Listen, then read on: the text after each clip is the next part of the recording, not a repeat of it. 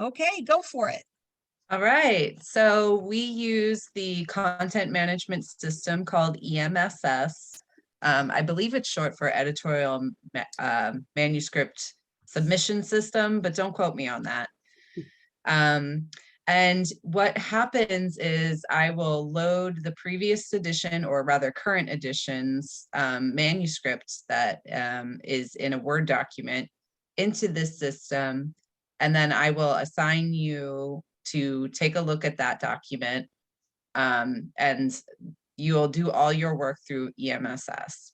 So what can happen then is you'll get, once I have EMSS set up. I always call it EMS. Sorry, it's not right, but it's hard with the double S. So when I get that set up, what will happen is I will send you a welcome email that will come from my personal email address, rwrist@elsevier.com. And then with that, you'll get instructions. You'll get instructions on how to log in and set up your account page. You'll get guidelines for how to write the manuscript. You'll have a welcome letter from Jennifer, or Jen, do you prefer? Okay. So you'll have a welcome letter telling you, some certain things to look out for. You'll also have, I believe, a note from us, Elsevier, about our movement towards inclusive language. So that's something to keep an eye out for. So those materials really go into detail about like how to format the manuscript, which is pretty easy. It's basically just Times New Roman 12-point double space. But since we have the luxury of revising an edition, the manuscript should already be in the format that you need to revise it in. So don't really mess with those settings. I mean, if you're really having trouble, that's fine. Just let me know.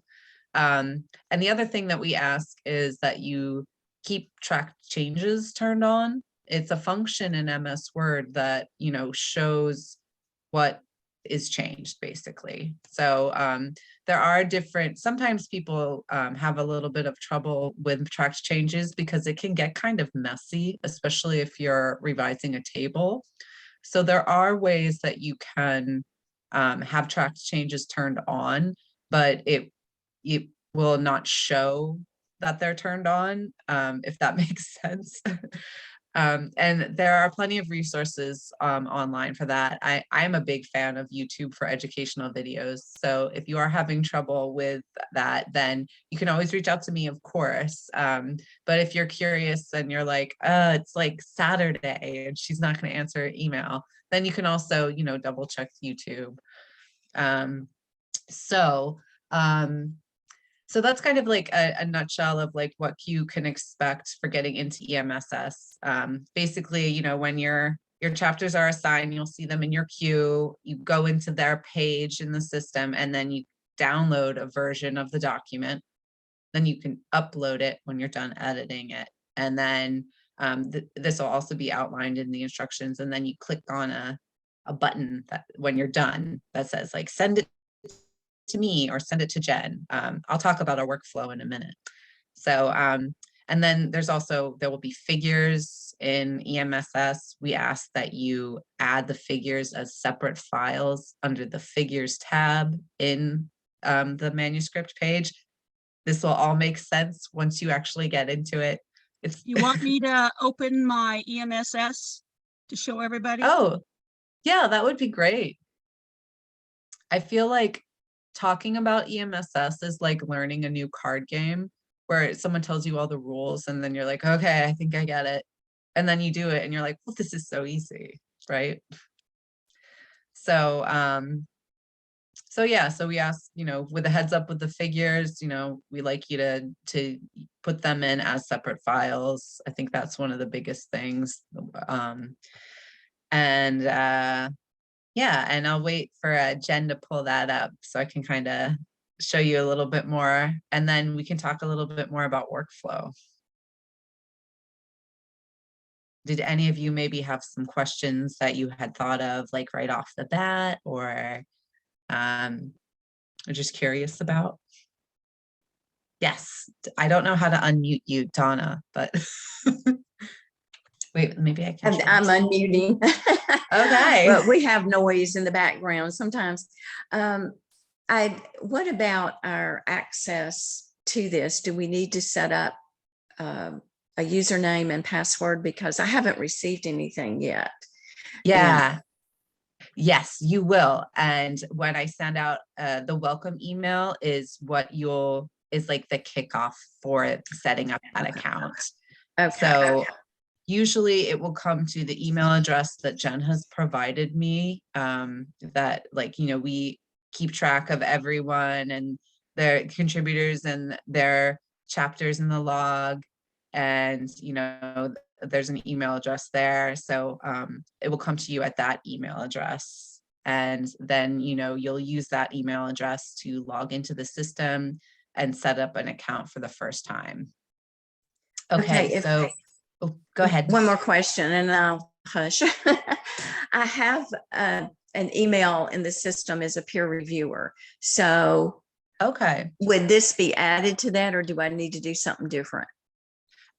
Since I'm not sure if they're the same emails, can you email me or email Jen with that email that you use as a peer reviewer in the system? It's the same one I provided. Oh, great. Yeah. So yes, so you would use that same email and log into the system the same way because you already have an existing account, and then you'll see the title in your queue, but you won't see it there until I can make it. So bear with me.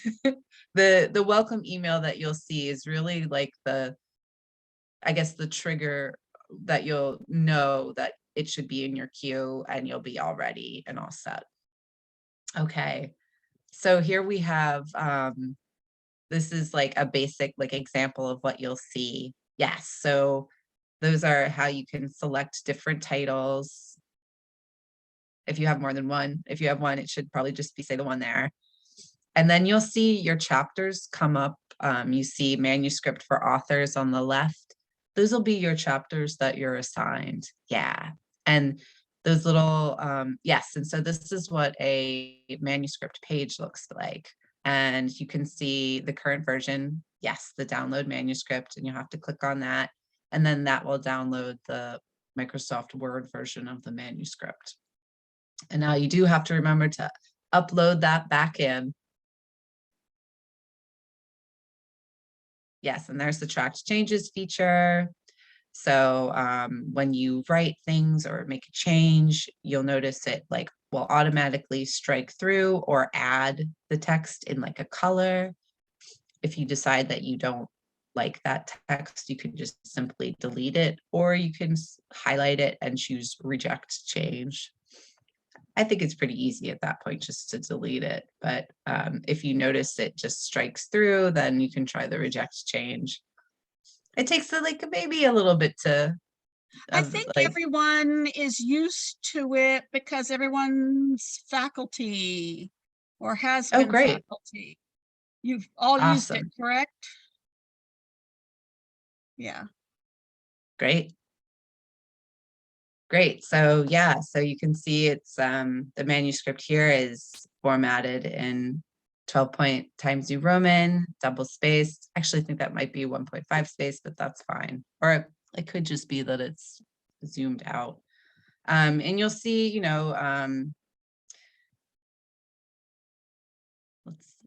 it is double. Okay. You'll see there are certain things that are highlighted. That's just for our projection team. It calls that out pretty much. You don't necessarily have to worry about doing any highlighting. There's also the comment function, so that's good. On the green ones, I was saying on the green. And Rebecca, I have a question. Yeah. This is Patty. Is there a way for us to see what the current text looks like in print? Because this is our working. Thank you, Patty. Thank you. I meant to bring that up right away. No one has gotten a hard copy yet. Yes, that is right. And that is my fault for the delay. So thanks for your patience on that. Yes. I had Thank you, a bout Patty. with the flu. I don't know if you can hear it in my voice. I'm normally not this nasally. But I will be getting this sent out, and then I'll reach out to you, Jennifer, to let you know when the request has been made. Okay. And then you can loop back to your team. And if you want to click back over to EMSS a moment, then I can show the figures tab, and then we Yeah. can start some talk about the workflow and maybe then some concrete dates that I'm thinking about. Sure thing. Before I close this out, I just want to say on the green ones that are links, if you could verify that all of the links work and update them if they don't as you go through, that would be great. So. Jennifer, at UT in Arlington, we're shut down right now. We're not doing anything on campus. So Rebecca, when you mail out, if you could mail to our homes, and Jennifer, I don't think you have our home mailing. So I just got yours this morning. Didn't you just email it to me? I don't think so. I got somebody's this morning that said, please send to this one instead of work. So, okay, if you would send it to me then and make sure I've got your home ones, that's great. Okay. I think you're talking about me, Jen. I sent Oh, that's right, you did. Yes, yes. but you have my home address.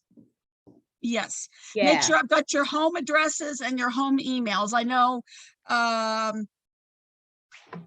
Patty, I think I sent it. I have your office, not UTA, but your work office one, because it has a something suite. Dr. Parker. Yeah, well, that's my mailing address. The Skillman. Okay. Skillman, yeah. That's yeah, where it'll okay. go. Okay. Great. Yeah, if so, in summary, if everyone could send the email addresses they'd like to use to access EMSS, and also the mailing address they'd like to receive their text to Jen, then Jen, if you can send those to me, when we'll get it going. All right, so here we have the figures tab. So you can see all the figures are uploaded like one per one. There are ways like you can, right, you can download those figures, you can renumber them. As long as you make sure that the manuscript, EPS files, there's a program called View. That's a free media player. If you're interested in trying to download it to view those files, you can. I think you can actually open them in Adobe as well, yeah. But I mean, those are just the print ready files. Like they have to be a certain file type and a certain DPI in order to make sure that they look good in a print book, basically. So there's more details about figure requirements. Like you can use like JPEGs and PNGs and TIFFs and stuff. You can upload those, and then our production team preps them for production. So there's more details about that in the guidelines that you'll receive. And there's also lots of help and FAQs in EMSS itself.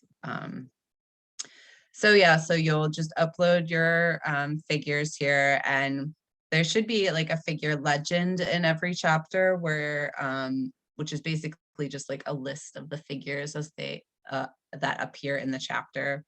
So for example, if you wanted to remove, what is this figure 3, then please make sure that the manuscript reflects at least that you'll be removing figure 3.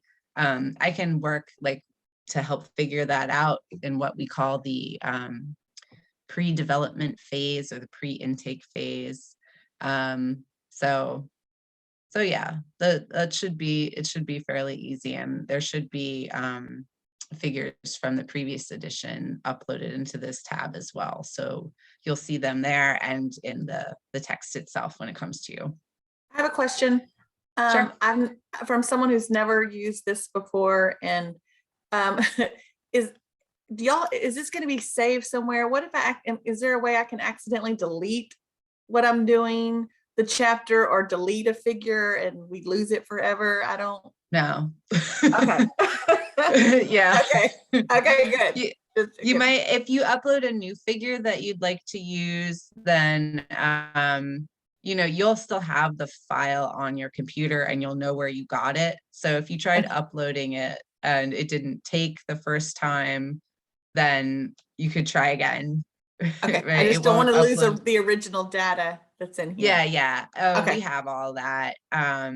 With your Thank you. manuscript, I would recommend, saving a version onto your computer, but then uploading that version into EMSS.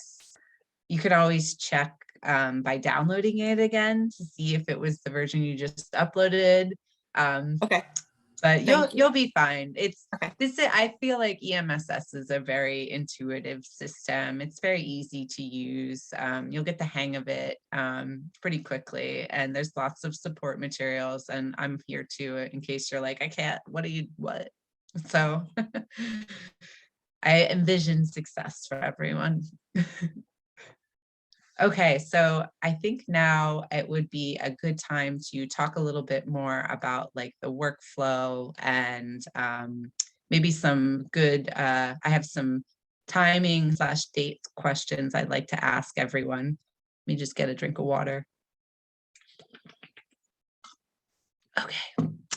Okay, so the workflow is represented by, if you could just scroll up a little, Jennifer. Yeah, okay, so you see those little orange dots, or they're not dots, they're squares. Those, if you want to hover over one of them, Jennifer, this should, oh, maybe that only happens if you go back to the home page for the text. Yes. You want to try hovering over? Yes, okay, so they outline the different steps in the workflow, which way the and where pardon me, where the manuscript goes from who to who to who. So basically the workflow will be rather the same. What we're going to do, and I've worked with Jen to kind of solidify this, is we're going to give you, the authors, the manuscript. And then what's going to happen when you're done revising and writing your chapter and adding the figures, you're going to send that chapter to Jen, who's going to look it over. So yes, that's the second step, and she's the editor. And then after she looks at that, we do have 5 chapters that are going to go out for peer review. So we'll have that, but majority of the chapters are going to go from Jen to me. And that's when I would prepare them for what we call pre-development for intake. And when these get sent to me, I basically check to make sure that all the figures are there and things kind of make sense in that way. I also kind of take a look at other things like page count to make sure that nothing is grossly going over the allotted page count.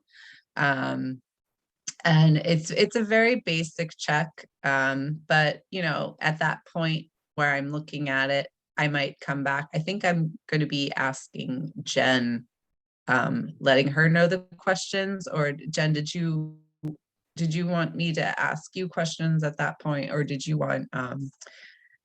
are you okay with me just contacting the contributors? Okay, great. I'll make a note of that. Yeah, real you quick. can go straight to the contributors if you've got questions. That way that you can clarify as needed. Great. I love it. Okay. Okay, and then so after the chapter gets all set that way, and then what happens is I send that to our technical assessment team or our intake team. Basically what they do is they go through the chapter and they do things like they check to make sure, like if you have an in-text citation, that in-text citation has a reference. So then they check to make sure that if you added a figure, the figure has a call out within the text. And some of these things I'm talking about will make more sense once you have the guidelines and that sort of materials and get to it. But if you ever have a question about it, you can always ask me. And they check for, oh gosh, other things. And then after they're done doing that, they send the manuscript back to me. And that's when the development phase comes in. and I take a look at their queries and I'm like, okay, I'll need to, and then I get in touch with the author again and say, we need to put a call out here. Is this where you intended it? We needed to get another figure here. Can you find one? So questions like that. So after you're done writing, there will be kind of a couple of months later, more than a couple, maybe like a few, you'll get questions from me involving the manuscript. And then after those are resolved, I transmit the chapters to production, and they do things like copy edit, and eventually they will take that manuscript and typeset it into pages. So I believe, I don't think we've had a chance to talk about that process yet, Jen. I'll pull up a proof. Oh, great. Yeah, so there will be, so the proofs are where you have a chance to like check,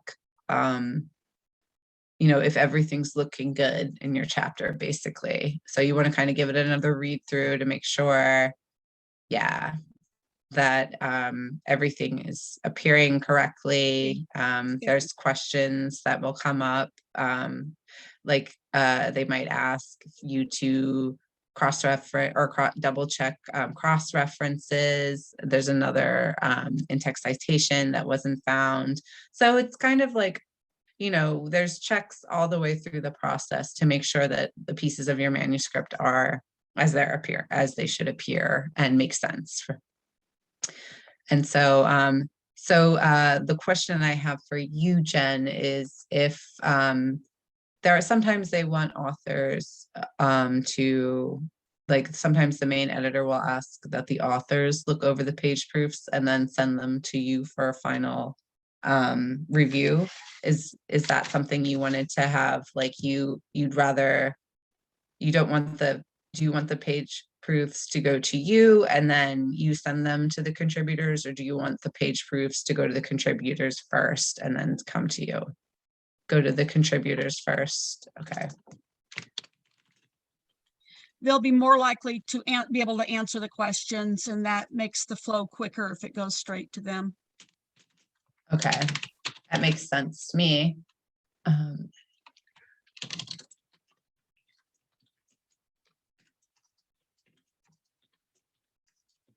Okay, great. All right, so that process is handled by our print production manager, or a PPM, and I don't know who that is yet.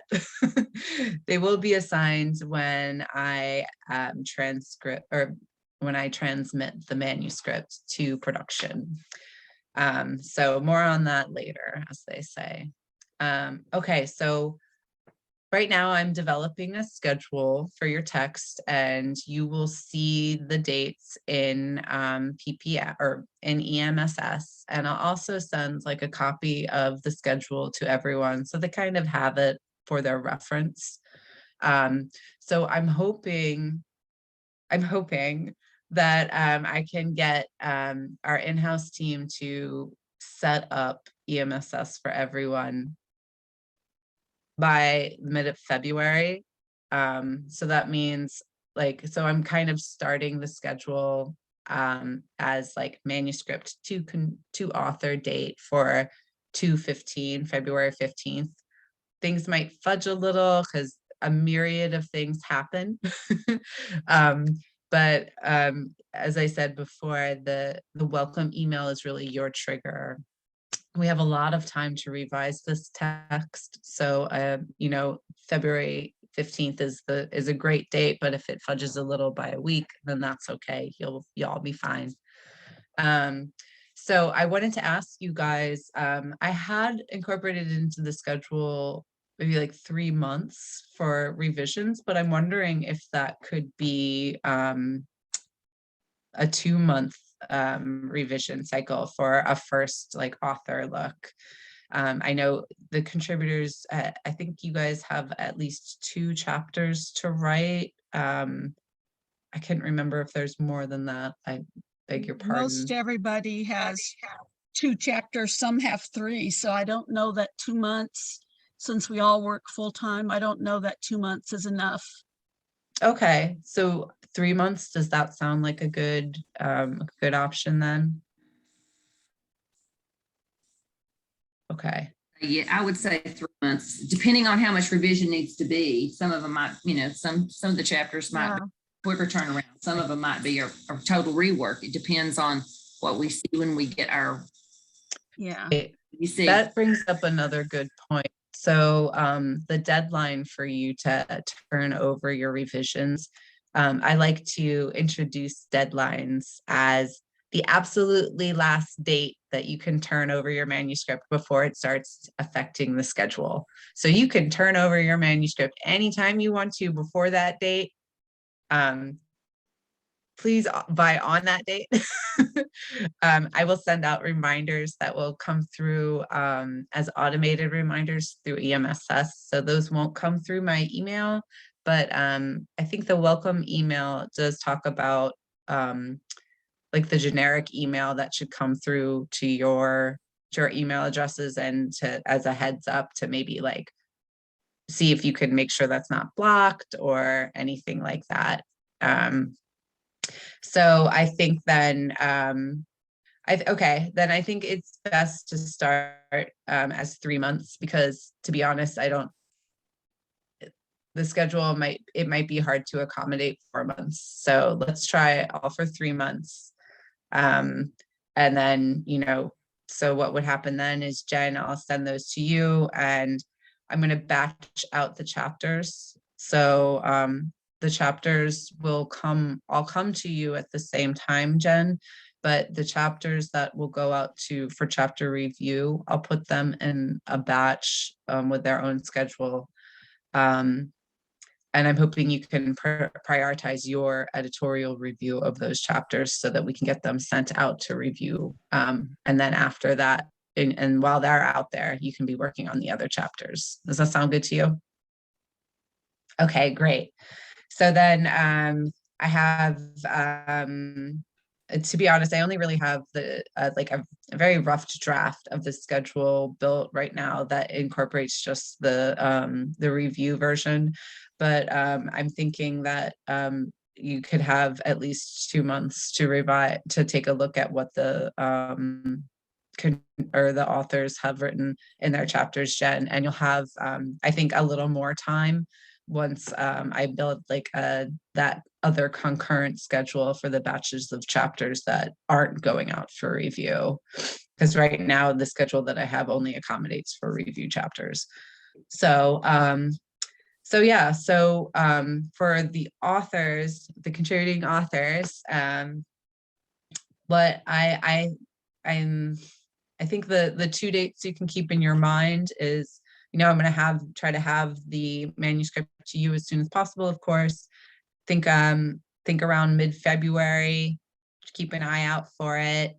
And then if you want to have that everything turned over by like mid-May, those are kind of the dates you can keep for your personal schedules.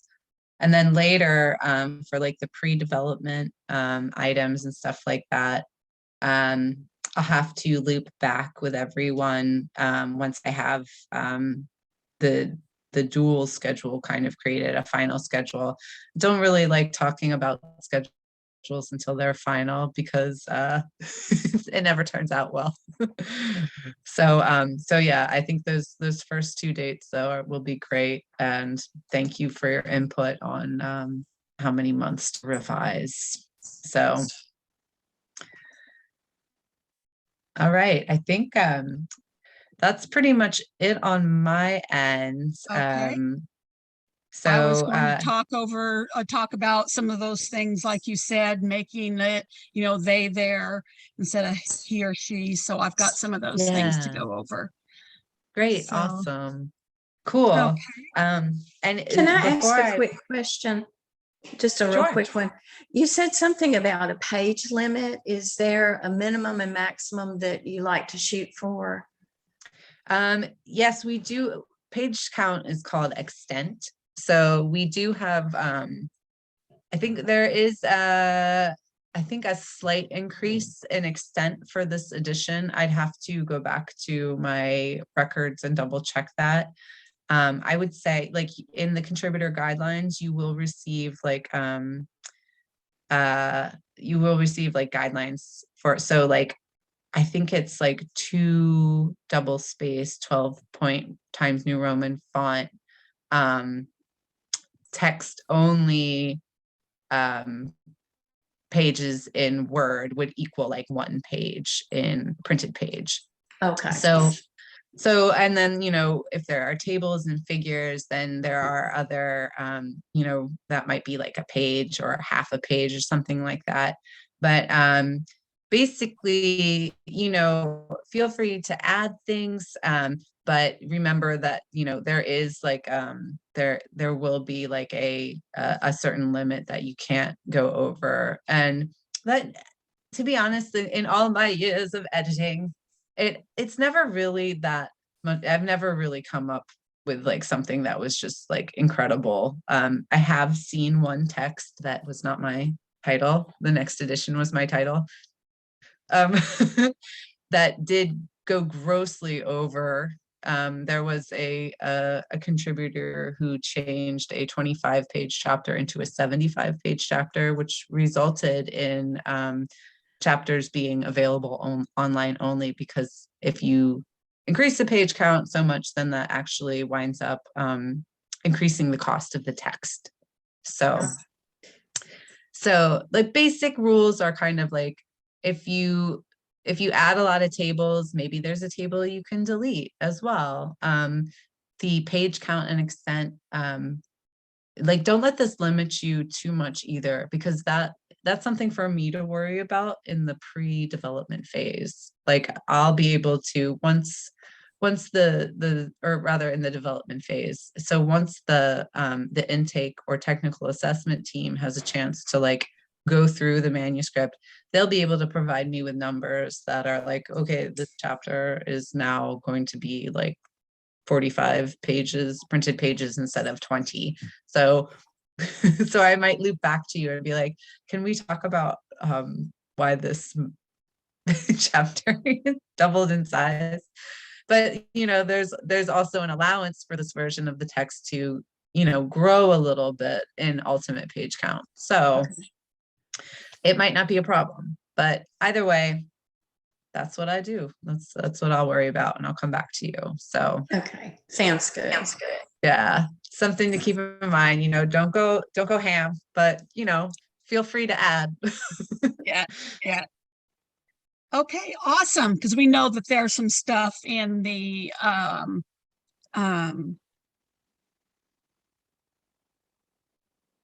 Alzheimer's that needs to be adjusted. We know the health literacy needs to be adjusted. Yeah. The pharmacology chapter needs to be adjusted. So, but with that said, we are deleting the cultural chapter and just incorporating cultural context with each chapter as we go through, instead of having that separate chapter, which is really one big stereotype.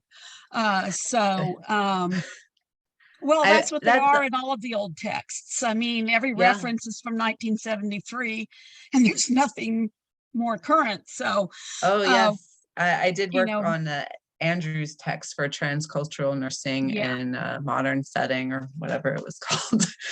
So yeah, it's actually one of the things that I'm very aware of as an editor as well. Right. And I know you guys are. All so textbooks were called. Yeah, all textbooks were called out on social media about that too. Last couple years I'm aware of ago. that as well. So anyway, so that does give us a little leeway. And when you get the textbook, if you look at the appendices and go, why, you know, if there's appendices that can be deleted, that can also give us some extra space. But we're getting close on time. I only scheduled an hour because I know everyone's busy. So if it's okay, are you ready for me to go? Yes? Did someone have a question? No? Okay. It might have been me. I hope I didn't make a noise with my mouth by accident. Okay.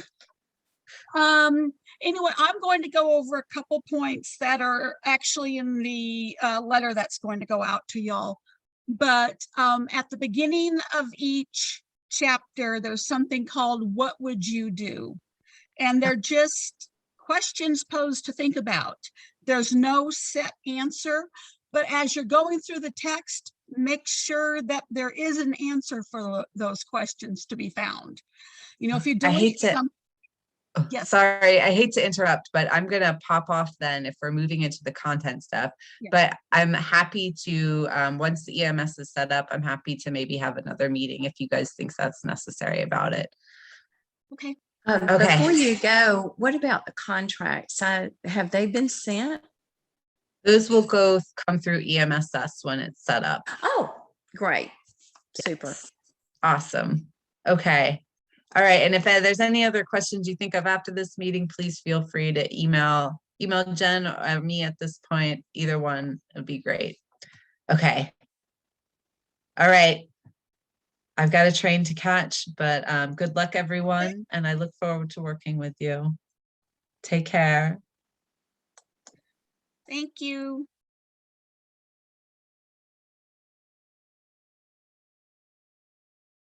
Oh, well, good gravy. My login isn't working today. Well, I was going to show you the text and what I was talking about, but let me pull up a chapter here. At the beginning of every text, at the end of beginning of every chapter, there's something called What Would You Do? So here's it's going to be in what's called a little call out box. It's one of those colored boxes that you see in textbooks. But if you're changing stuff in the textbook, make sure that you don't delete something that's important to answer these what would you do questions. Like I say, there's no answers written out anywhere for these. These are just questions for students to think about as they're reading. It's like a little scenario to help with the development of clinical judgment. And I say that clinical judgment because this is an undergraduate text. So keep that in mind as well when you're writing. This is not, yes, it would be fine if, advanced practice programs used it, but it's specifically designed for the undergraduate nurse that's going to take their boards. So we're making the changes in it that reflect changes in the NCLEX. So anyway, that's the first thing. And then each chapter has an evidence-based practice box because, as everyone knows, nurses have evidence-based practice. These were all updated last edition, but if you see something that's grossly out of date, feel free to change it. Or if the practice has changed since that was put in, feel free to change it. Each chapter should have one evidence-based practice box. If you're needing extra space and your chapter has two, you can feel free to delete one of them because there are a couple long chapters that have two evidence-based practice boxes. Make sure the assessment tools, I'm sending you that information. Like I said, this will be in the letter that goes out to you, so I'm not going to talk about everything. There's a couple of key things. Make sure you use the term drug instead of medication, unless it sounds weird. There's some phrases that we use in nursing that have medication in it, and it's not recognizable if you use the term drug, but the preferred term is drug. Only use generic names. So if you see that a brand name was in there, remove it and make sure that, drugs that are no longer available in the US are removed. Yes, this textbook is for Canadian undergraduates as well because they take the NCLEX, but let's stick to US drugs so that there's no confusion, because we'd have to put a little Canadian label next to it if it was a Canadian only drug, and I don't want to get into that. The current term is substance use disorder. So don't use words like tobacco abuse, it's tobacco use disorder, etc. And then I think everyone's aware that it's adherence, not compliance. So make sure that there's no stray compliance words unless it's used in a different context in the text. We're using the term patient in this book, not client, although I know that changes from year to year almost. If you're referring to the nursing home, make sure the term is resident. And also put the person first. So, and this is a direct thing from Patty Parker. Yeah, so thank you. I remember from my master's course when you taught me, it's putting the person first. So it's the person with dementia. It's not a dementia patient. So anyway, so that goes with all. It's not a, it's a person or a patient with seizure disorder, not a seizure disorder patient. Goes with anything. Make sure that the content in the tables, boxes, figures, those things are all up to date. We already went over that. And then one of the problems that's been noted by reviewers is this text does not have enough diversity in its pictures. And I'm going to lay that problem at my feet, but also at Google's feet, because pictures are what's available out there on the internet. We will be sending you a link for images to use that Elsevier has a contract with. It's not Google Pictures. I can't remember which one it is, but try and find more racially diverse and ethnically diverse pictures, because we're a very diverse population. And for the family, whoever's doing the family chapter, I specifically have a picture I want you to put in that one of my master's students has provided permission to use. It's a beautiful black and white picture of 4 generations of her family, and she's Thai. And it's just an incredible picture. So I'm going to send that to you to use. Okay. The other thing that's important, and then I'll shut up and answer any questions you have or let you go, is that since this is for undergraduates, pretty much everything related to the nursing process needs to be updated to reflect the next gen that's coming out in 2023. So the terminology needs to be changed. The way this textbook is set up is with each major disease, there's a nursing care plan component. There may be some smaller, less frequent issues that don't have nursing care plans with them, but pretty much there's 3 or 4 care plan sections with each chapter.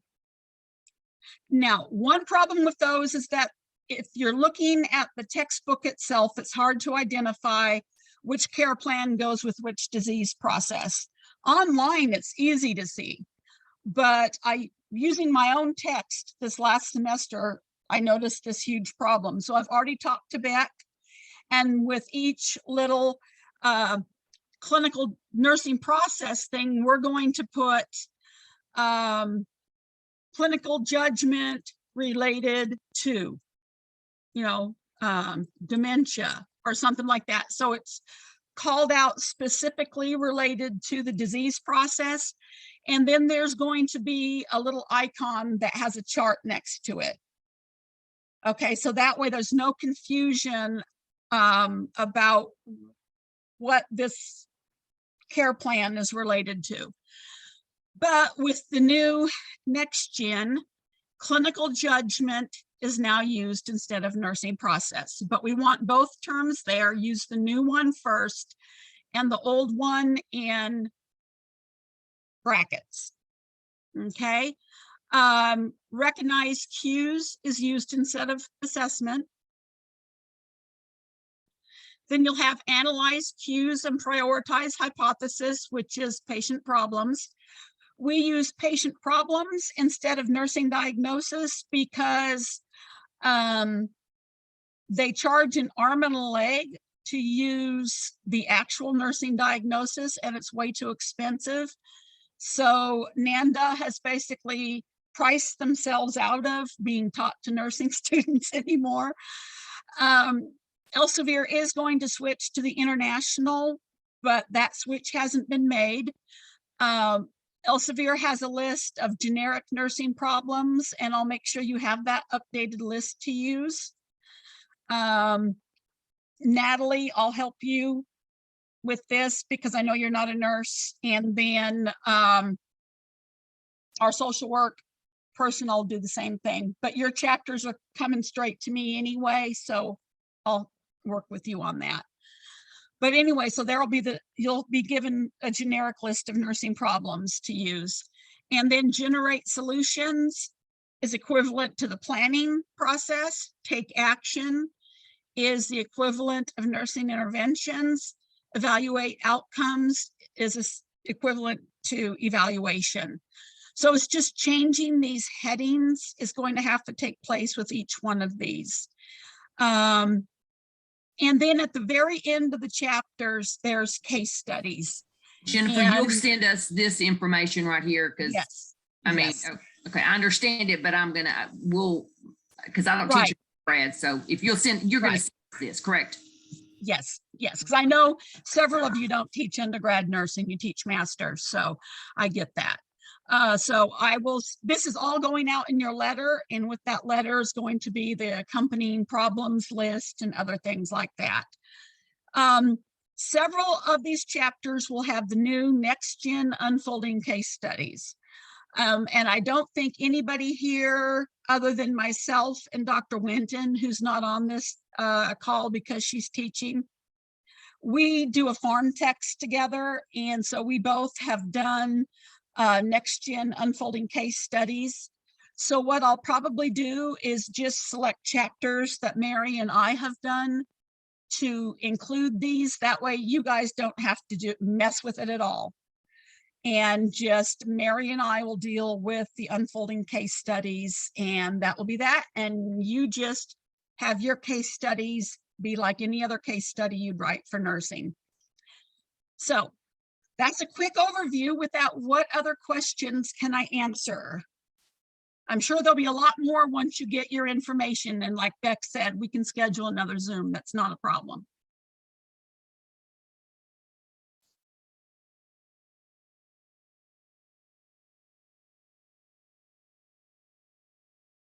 The publication date, what is the tentative? I know just the tentative, what's the plan?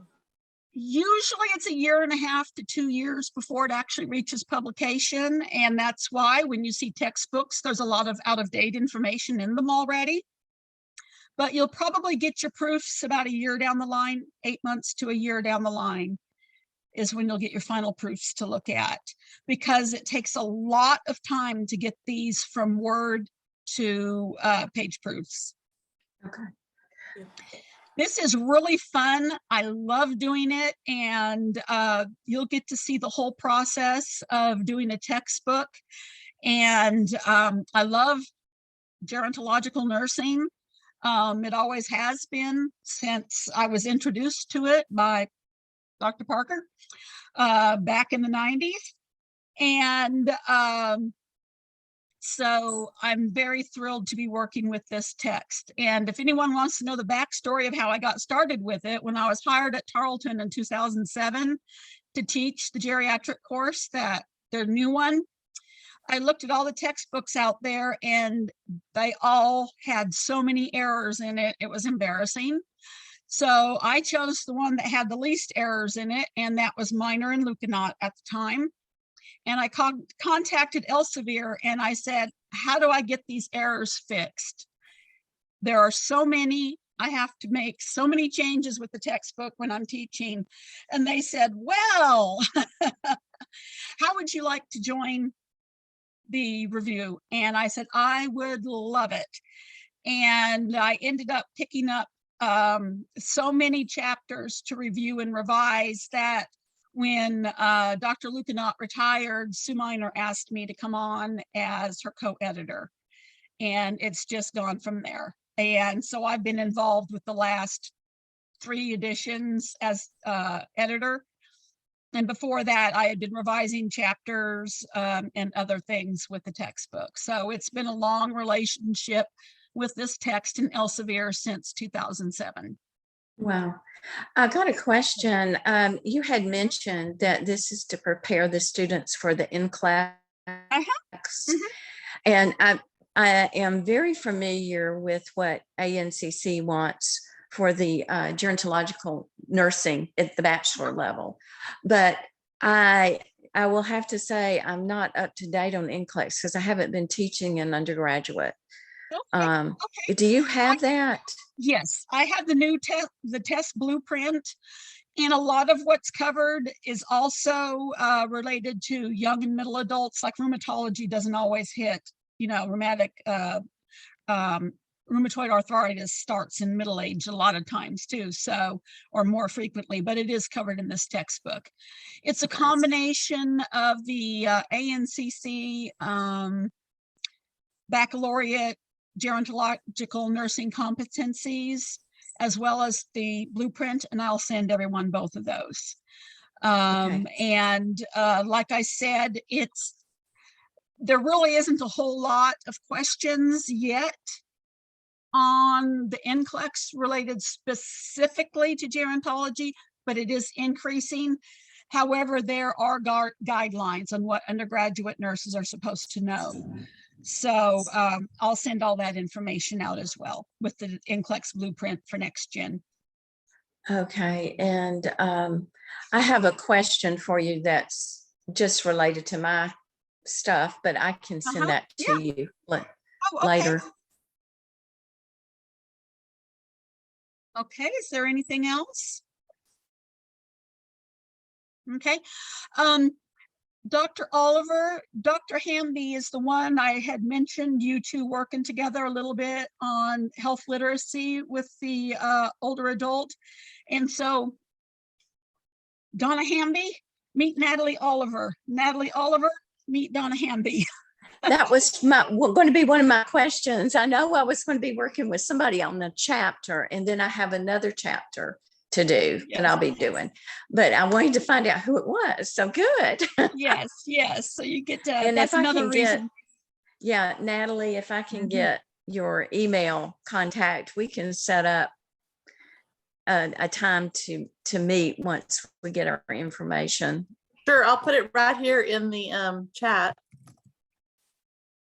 for anyone. Yeah, and I was just go ahead. Oh, I was just going to say, if anybody wants to move content, if they feel something in their chapter really belongs in a different chapter, reach out to each other and work together to change that. We would like to avoid a lot of duplication, and it will make the whole textbook flow easier if there isn't. And so if you notice changes, feel free to work together to change things around. That's part of the other reason for having this Zoom, is so that you get to see each other and put a name with someone. And that's why when I sent out the contributors list, I let everyone know who has what chapter. And I think everybody should just about have everybody's email addresses, because I didn't blind copy the emails, and I think they were on the last contributor list. The only person who hasn't picked up their chapters yet is Linda Bubb. And you may all know her from Hartford Gerontological Nursing. She used to be involved very much with the NGNA. And so, Linda, are you still on? Yes, yep, she's still on. Yep. And where are you working now? I can't remember. I'm at Advocate Aurora Health in Wisconsin and Illinois. I'm the manager of nursing education and still do work with the geriatric or senior health for Advocate, although everything's on hold now because of COVID and staffing crisis. So maybe someday we'll get back to real business, right? Yes. Yeah. And Linda was involved in the last edition of the text as well. Okay. I think Could you send update of that list, because I don't know if I know that we had some problems with my email and I didn't get Okay. some things. Okay, will do. I will And I send that think- out. I think I sent you which chapters I was gonna do, right, Jen? And when did you send it? I only got a couple your days ago. email. Okay, I don't think I got it. Could you resend again? Yep, I'll send it again. I've got issues sometimes with things showing up like 5 or 6 days later after they were Oh. sent in my email. It's Okay. really weird and it's real spotty how that happens. Well, I can just tell you too, I offered to take the sexuality and the urinary chapters. Okay, sexuality and urinary, awesome. And I'm not sure who has the Alzheimer's section, but I do. okay, I think, who said I do? Jennifer, I think I Oh, do. okay. Let me bring up the contributor list. Hold on. That is like my love and passion. So I don't want to take more than I can chew, Right. but I would love to. If there's I- any little bit you want help with, let me know. Yeah, I think I even have on the contributor list that you and, oh my God, is it Melissa? No, from Alzheimer's Association, our regional rep. What is her name again? Stephanie, Melissa. Melissa. I think Melissa, she's gonna help out too. Excellent. Okay. So here's the list. So urinary function is gonna be Linda. And where's sexuality and aging? Linda. There we go. Okay. And I accidentally pulled up the older list that doesn't have everybody's, but Melissa Griffin, yes. Will do. It's on the wrong chapter. I meant that to be in the cognitive and neurologic. And you're resending this out with what all we're Yeah. assigned to? Okay. Yep. Thank y'all so much. And it'll have everybody's email address on it. Does anybody have an issue with me sending out your mailing addresses? I'll remove that section if there's a problem. No. Okay. That way we all know how to get in touch with each other. And if, like I said, if you need to move things around, feel free to do that. Just coordinate and, set up individual Zooms or whatever you need to do to make it work. Okay. Are there any other questions?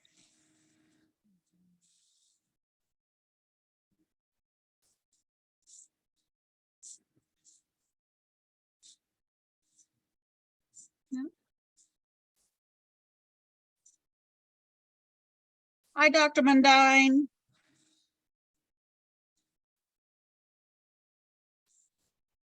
Hello, Dr. Mundine. Can you hear me?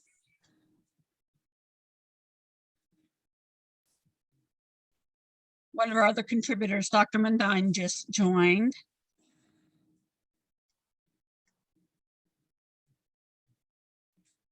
Anyway. Hello. Her and Dr. Davis work together at Arizona University. So, okay. So you're coming in, joining at the very tail end, Dr. Mundine, but I'm recording, so I will send out everything. And like I said, if there's, we can set up another chat towards the end of February after everybody's gotten their chapters and answer any questions then about workflow. Beck will join. I'll have her send out the doodle poll for times then or whatever, since I had a lot of troubles with doodle. It only showed me 8 responses and any more than 8 got deleted and I don't know why.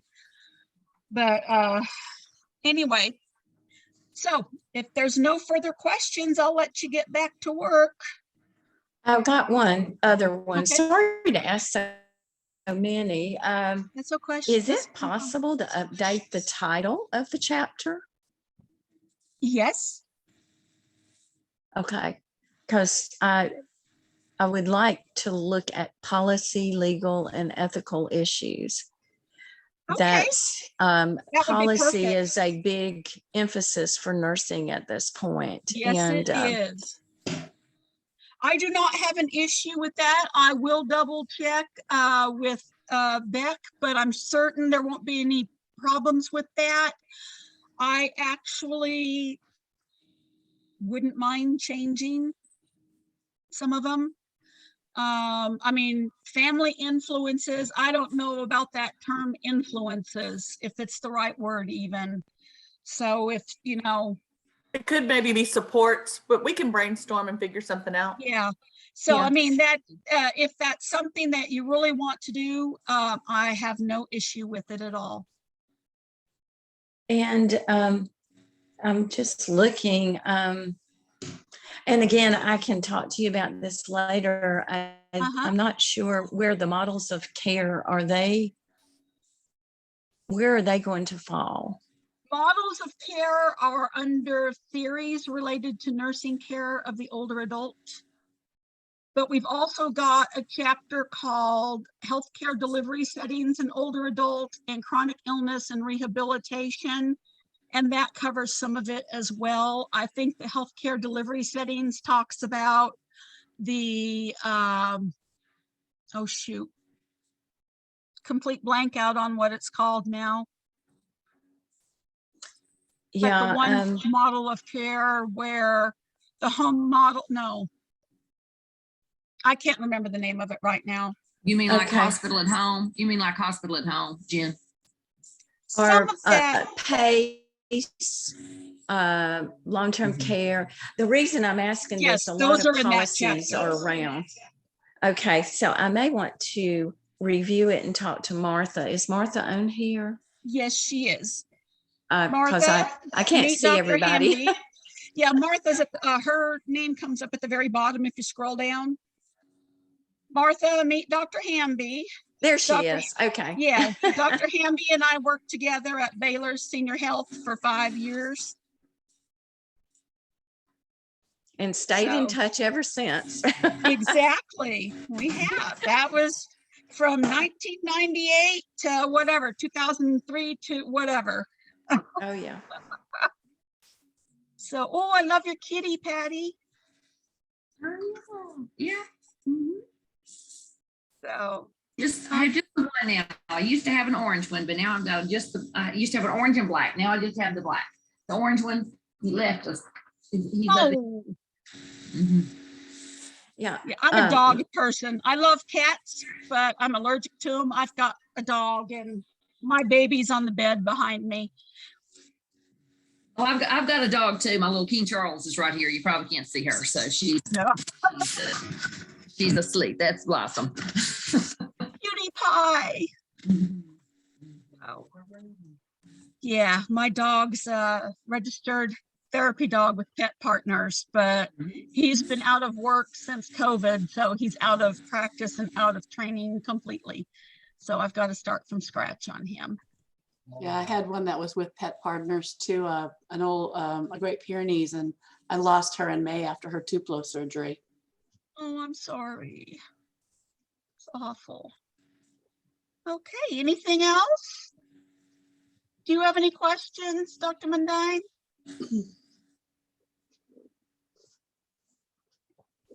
I think I'm gonna have to get with you after the fact. I had it on my calendar for noon today, so I'm so sorry. Oh, So I'm I'll sorry. see you, Jen. I'll just call you and get caught up and Okay, I'll send you a link. I should get the link. What? It's only an hour long, so it shouldn't take too long to get the link to send y'all. okay. Okay, well, with that said, I will let everyone go then. Thank you for joining. I really appreciate it. It's great Thanks, seeing Jen. everybody. Thanks, again. Jennifer. Bye-bye.